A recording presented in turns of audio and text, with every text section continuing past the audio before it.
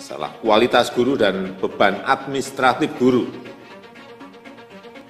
Ini yang berkali-kali saya tekankan mengenai ini, beban administratif guru. Harapan kami adalah Bapak Presiden tetap mendukung pendidikan Indonesia agar bangsa Indonesia ini tetap maju dan menunjukkan dunia internasional bahwa Indonesia mampu. Ternyata lebih ganteng kalau dilihat live sih, pemimpin yang sangat luar biasa, adem seperti itu, lembut, merakyat, dapat menerima kami dengan sangat bersahaja. Mudah-mudahan ke depan guru ini akan semakin maju berkualitas dengan pendidikan yang bermutu dan dilatih. Ya, bahwa pelatihan-pelatihan guru yang ada sekarang itu bukan sifatnya hanya teoritis, tapi sifatnya praktek dan benar-benar dia belajar dan melakukan pelatihan di dalam sekolah-sekolah lain yang kualitasnya lebih baik.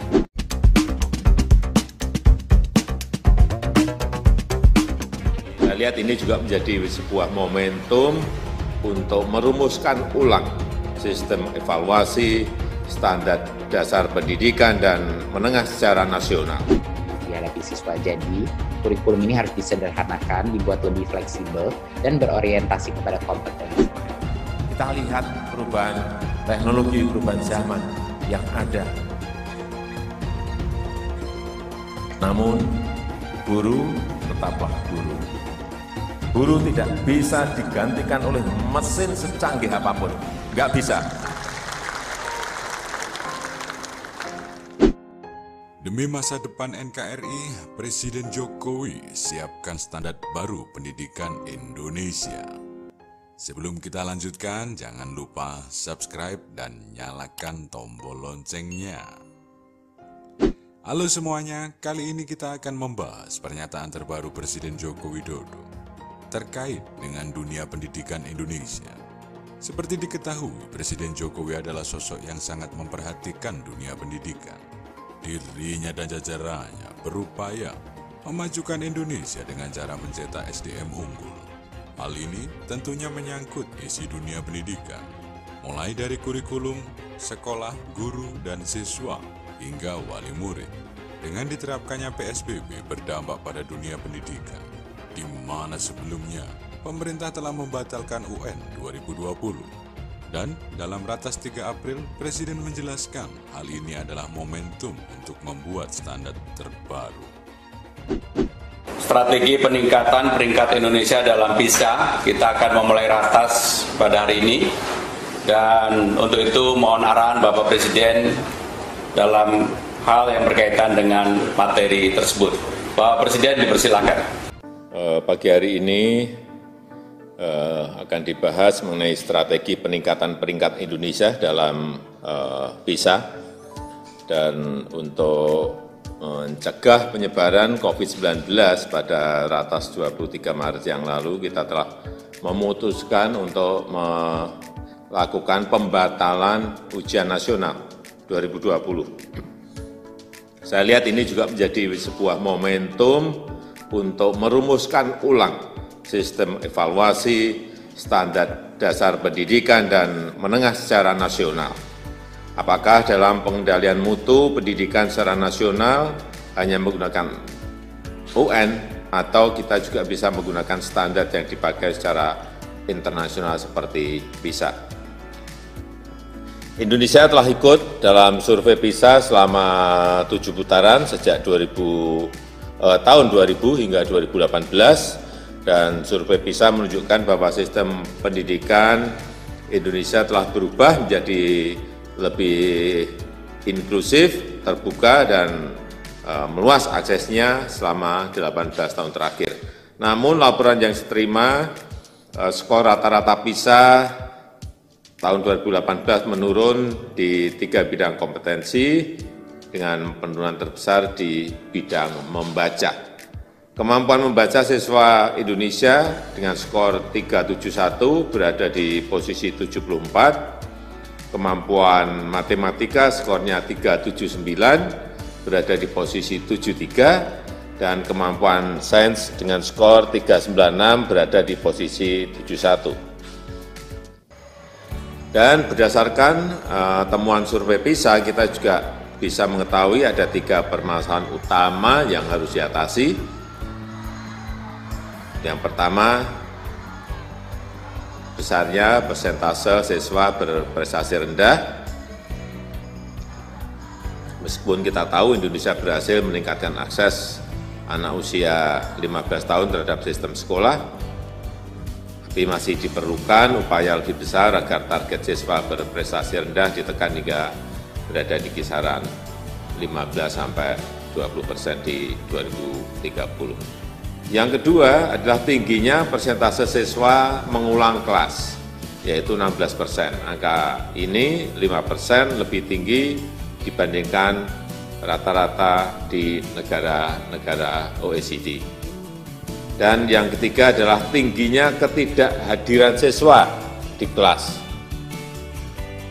Karena itu, mengacu pada hasil survei PISA, diperlukan langkah-langkah perbaikan yang menyeluruh, baik aspek peraturan, regulasi, masalah anggaran, masalah infrastruktur, masalah manajemen sekolah, masalah kualitas guru, dan beban administratif guru. Ini yang berkali-kali saya tekankan mengenai ini, beban administratif guru. Jadi guru tidak fokus pada kegiatan belajar mengajar, tetapi lebih banyak dipakai untuk hal yang berkaitan dengan administrasi. Ini tolong digarisbawahi. Juga perbaikan dalam proses belajar, terutama dalam penggunaan teknologi informasi dan komunikasi, serta perbaikan lingkungan belajar siswa, termasuk motivasi belajar, menekan tindakan perundungan di sekolah, dan hasil survei PISA dan juga evaluasi UN juga menyebutkan terdapat hubungan yang kuat antara kondisi sosial ekonomi siswa dengan capaian hasil UN atau skor nilai PISA. Saya rasa itu yang bisa saya sampaikan untuk menjadi catatan dan atensi kita bersama. Usai rapat, Mendikbud Nadiem Makarim menjelaskan arah ke depan pendidikan Indonesia. Upaya pemerintah ini harus kita dukung bersama demi generasi di masa mendatang dan kemajuan Indonesia. Dan jangan lupa berbagi pandangan dengan memberi tanggapan Anda di kolom komentar. Tadi kami di Ratas membahas bagaimana strategi kita untuk bisa meningkatkan hasil PISA kita. PISA itu adalah assessment global yang memetakan sistem-sistem pendidikan di berbagai macam negara yang dites untuk anak di umur 15 tahun. Seperti yang kita semua sudah ketahui, ranking kita sekarang masih banyak butuh peningkatan, terutama di area literasi itu yang mengalami sedikit penurunan. Jadinya kami butuh strategi yang komprehensif untuk bisa meningkatkan kualitas pembelajaran sehingga nanti di tahun 2024 atau 2025 di mana tes yang berikutnya itu bisa terlihat akan ada peningkatan.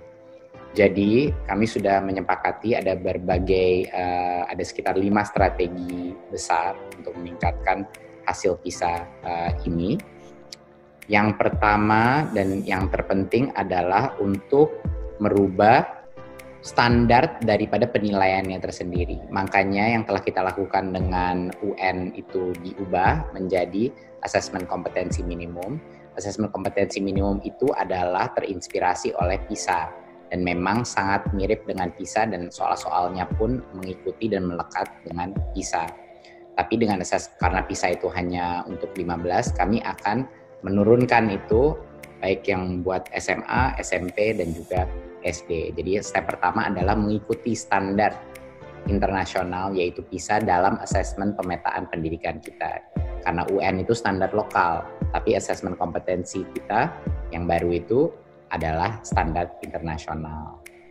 Tentunya yang dites bukan hanya kognitif saja, tapi juga survei karakter dan lingkungan belajar, di mana kita akan bisa mendapatkan pemetaan hal-hal lain yang berhubungan dengan norma-norma kesehatan mental, kesehatan moral, dan kesehatan pada anak-anak di di masing-masing sekolah. Jadi step pertama tadi yang saya bilang, kita berubah kepada standar penilaian atau assessment global, yaitu PISA. Kedua adalah untuk transformasi kepemimpinan sekolah, untuk memastikan bahwa guru-guru penggerak yang terbaik yang sekarang di berbagai macam daerah itu benar-benar yang menjadi pemimpin sekolah, yang menjadi kepala sekolah. Dan mereka juga diberikan fleksibilitas dan otonomi dalam penggunaan anggaran dan disuplai dengan berbagai macam fasilitas teknologi untuk merendahkan atau meminimalisir beban administratif mereka sehingga mereka bisa fokus kepada mentoring guru-guru di dalam sekolah mereka. Yang ketiga adalah peningkatan kualitas daripada pendidikan profesi guru atau PPG agar kita mencetak guru-guru baru dengan kualitas yang baik yang punya misi yang searah, yaitu untuk siswa yang terbaik gitu. Dan ini adalah kami akan membuka program pendidikan profesi guru di berbagai macam institusi lokal maupun internasional ya. Dan itu akan menciptakan alumni-alumni lulusan yang lebih baik lagi. Karena banyak sekali guru yang pensiun, guru-guru PNS yang pensiun setiap tahunnya.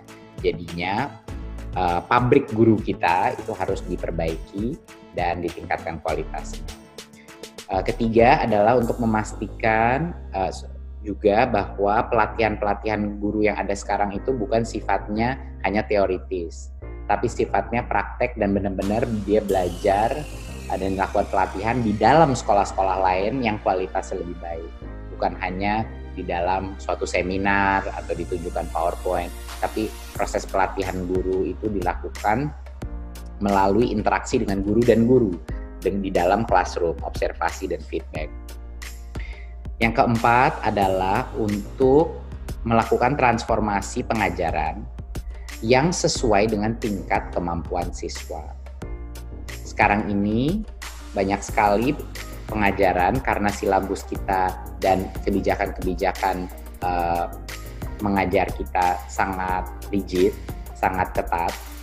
Banyak sekali guru-guru dan sekolah yang tidak bisa mengajar kurikulum yang sesuai dengan tingkat kemampuan siswa. Kadang-kadang terlalu sulit yang dihadapi siswa. Jadi kurikulum ini harus disederhanakan, dibuat lebih fleksibel, dan berorientasi kepada kompetensi.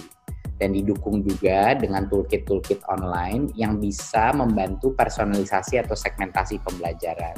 Sehingga tidak semua murid harus mengerjakan suatu hal yang sama. Di dalam satu kelas pun, murid-murid dengan tingkat kemampuan yang berbeda bisa mengerjakan misalnya PR yang berbeda atau project yang berbeda. Dan juga poin terakhir adalah filsafat bahwa semua perubahan atau transformasi sekolah itu dilakukan hanya di kementerian itu akan berubah. Kemitraan kita dengan daerah dan kemitraan kita dengan berbagai macam organisasi penggerak itu akan ditingkatkan. Jadi kami percaya di Kemendikbud bahwa partisipasi masyarakat dan berbagai macam organisasi di dunia pendidikan maupun itu nirlaba, perusahaan-perusahaan yang punya passion di pendidikan, edtech, teknologi, startup-startup di bidang pendidikan, semuanya harus dirangkul untuk bekerja sama untuk menyasar peningkatan pembelajaran hasil belajar siswa. Daerah mana yang akan jadi fokus pemerintah dan apakah semua standarnya sama? Jadinya asesmen kompetensi yang akan berubah dari UN itu ada beberapa perbedaan. Yang pertama, asesmen kompetensi itu tesnya dilakukan di setiap sekolah, di masing-masing jenjang, tapi tidak harus seluruh angkatan siswanya mengambil. Jadi itu sampling saja dari setiap sekolah, setiap angkatan, dari setiap jenjang ya, SD, SMP, SMA. Jadinya tidak perlu semua anak di angkatan itu, di grade itu mengambil tesnya, jadi sampling saja. Standarnya sama. Semuanya akan sama. Jadi seperti UN, jadi nggak ada perbedaan dari tesnya. Yang berbeda adalah apa yang terjadi setelah selesai melakukan asesmen kompetensi tersebut. Penanganan masing-masing daerah tergantung di level mana dia mendapatkan hasil asesmen kompetensi tersebut. Disitulah yang akan ada segmentasi dari berbagai macam daerah yang butuh lebih banyak bantuan, daerah yang butuh pendekatan yang berbeda. Jadi kami menjunjung tinggi keberagaman dan tidak, walaupun asesmennya standar, tapi cara penanganan setelah asesmennya itu tidak terstandar karena ya memang beda-beda, semua level daerah, sekolah-sekolah masing-masing juga beda-beda. Jadi harap itu menjelaskan bagaimana sistem standar asesmen kompetensinya sama, tapi penanganan setelah asesmen itu berbeda-beda tergantung kebutuhan masing-masing daerah. Pertanyaan kedua adalah mengenai literasi. Ada dua hal yang kita akan lakukan untuk meningkatkan literasi. Yang pertama adalah untuk merubah paradigma kita dari sisi buku-buku yang diberikan kepada sekolah. Yang selama ini buku-buku itu fokusnya adalah kepada paket-paket buku pembelajaran dan kurikulum, sedangkan yang lebih penting lagi adalah untuk mencintai membaca. Dan karena itu konten-konten yang kita pilih untuk perpustakaan di sekolah-sekolah dan lain-lain itu harus fokus kepada apa yang menyenangkan untuk murid-murid. Dan ini yang terpenting, perubahan terpenting. Bahwa kalau anak itu mencintai membaca dan dia tertarik secara independen, secara mandiri, dia ingin membaca karena kontennya menarik, dari situlah proses literasi akan secara otomatis meningkat. Dan di pelajaran bahasa Indonesia pun itu harus ada fokusnya kepada literasi, bukan hanya kepada gramatika dan bagaimana kosakata bahasa Indonesia, tapi bagaimana konten-konten di dalam kurikulum bahasa Indonesia itu menggunakan buku-buku yang menyenangkan, menarik, cerita-cerita yang relevan untuk masing-masing jenjang siswa kita. Jadinya fokusnya itu bukan untuk mempelajari bahasa Indonesia, tapi untuk mempelajari literasi, yaitu untuk bisa cinta membaca dan mengerti bacaan, persuasif komunikasi melalui pembicaraan atau verbal, dan juga kemampuan persuasif komunikasi dari menulis. Nah, itu adalah perubahan yang menurut kami akan mendorong angka literasi kita naik, dan tentunya dalam berbagai channel, bukan hanya melalui buku, tapi bahkan kita bisa melakukan melalui channel-channel online maupun TV pun. Ketiga, pertanyaan mengenai rencana mengurangi mata pelajaran. Jadi gini, kita sudah sepakat akan menyederhanakan kurikulum kita sehingga lebih mudah dimengerti buat guru dan juga buat siswa-siswa kita. Jadi yang sudah jelas adalah beban konten itu harus turun. Jadi beban jumlah konten yang harus dipelajari itu harus turun sehingga di masing-masing konten bisa lebih mendalami kompetensi-kompetensi yang terpenting.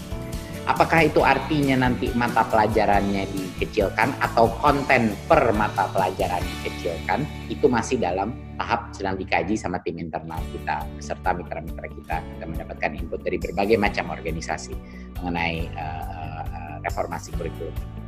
Jadinya saya belum bisa jawab apakah mata pelajarannya akan dikurangin atau konten di dalam masing-masing mata pelajaran dikurangi, tapi yang sudah jelas beban siswa dengan jumlah konten dan bahan yang banyak sekali sehingga mereka tidak bisa mendalami kompetensi apapun, itu pasti akan kita tangani dan akan kita simplify, kita sederhanakan, dan kita buat jauh lebih fleksibel sesuai dengan kebutuhan masing-masing anak. Saya rasa sekian dari